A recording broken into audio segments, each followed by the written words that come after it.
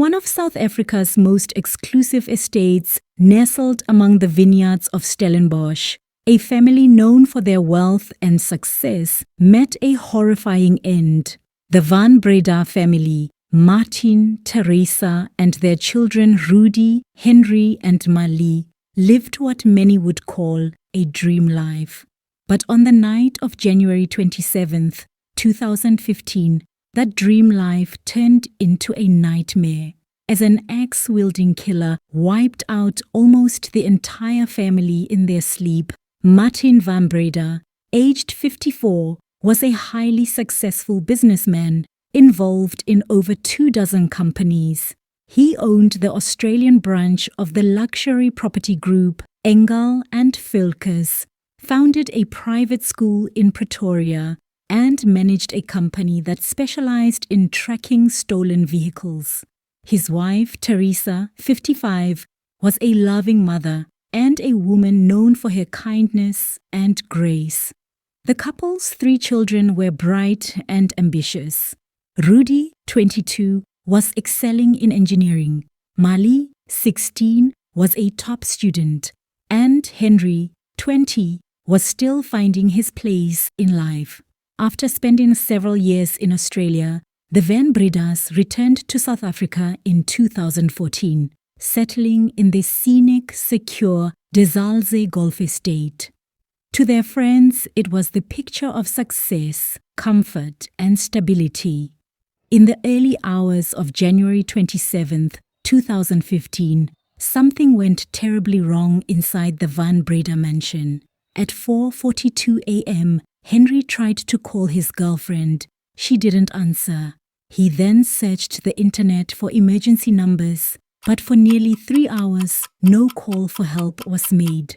Finally, at 7:12 a.m., he phoned emergency services, stammering that his family had been attacked by an intruder with an axe. When police arrived, they walked into a scene of horror. Martin, Teresa, and Rudy were dead, brutally struck multiple times with an axe. 16-year-old Mali was clinging to life, suffering deep head and neck wounds. Henri was found nearby, with only minor injuries, scratches, and a small cut on his chest. From the beginning, detectives were puzzled. There were no signs of forced entry. The murder weapons, an axe and a kitchen knife, belonged to the Van Bredas. Henri's calm demeanor and the blood on his clothes raised red flags. Forensic tests later confirmed that the blood on his sleep shorts and socks matched his parents and brother.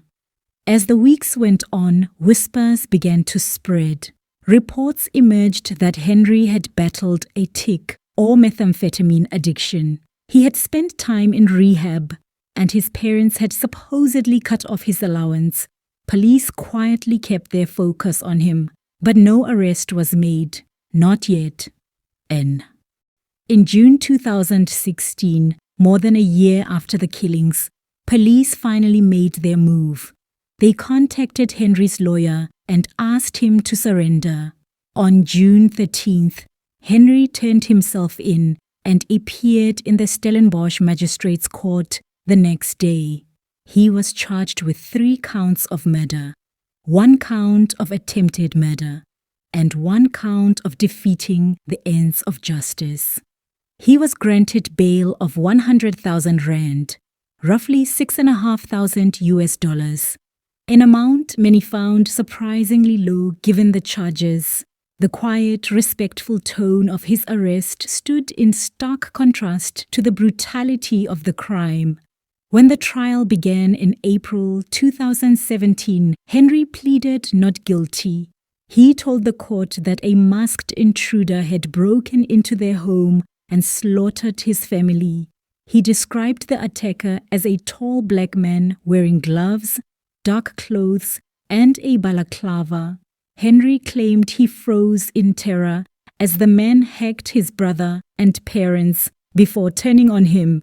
He said he fought back, disarming the attacker, who then pulled a knife and stabbed him before fleeing.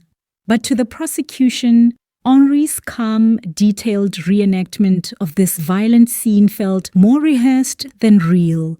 Paramedics described the crime scene as one of the most gruesome they had ever seen.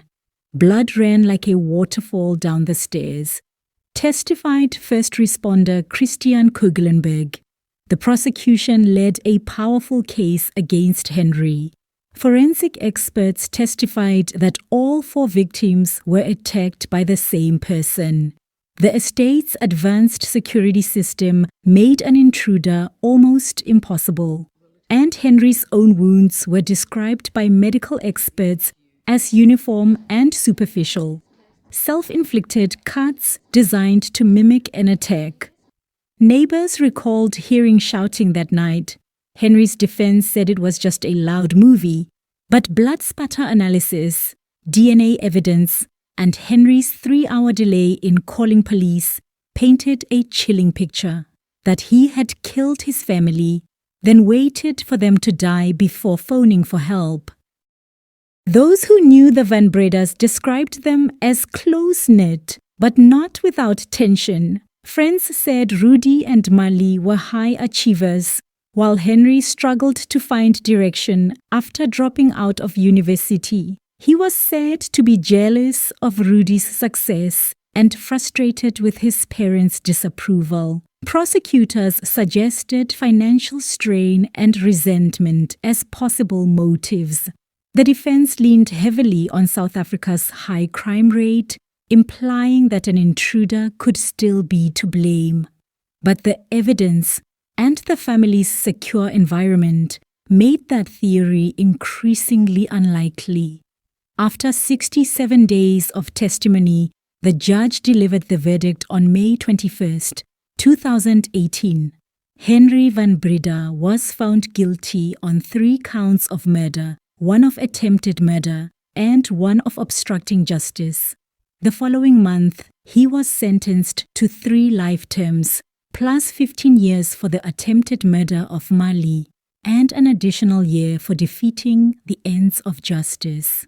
He was transferred to the Drakenstein Correctional Center, the same prison that once held Nelson Mandela. In November 2018, Henry's appeal was dismissed by the Supreme Court of Appeal, ensuring his life sentence would stand. Today, Henry remains behind bars. Mali, the sole survivor, has moved on quietly with her life, protected from the public eye and living with retrograde amnesia. The Van Breda murders continue to haunt South Africa, not only for their brutality, but for what they revealed about the darkness that can hide behind privilege and wealth.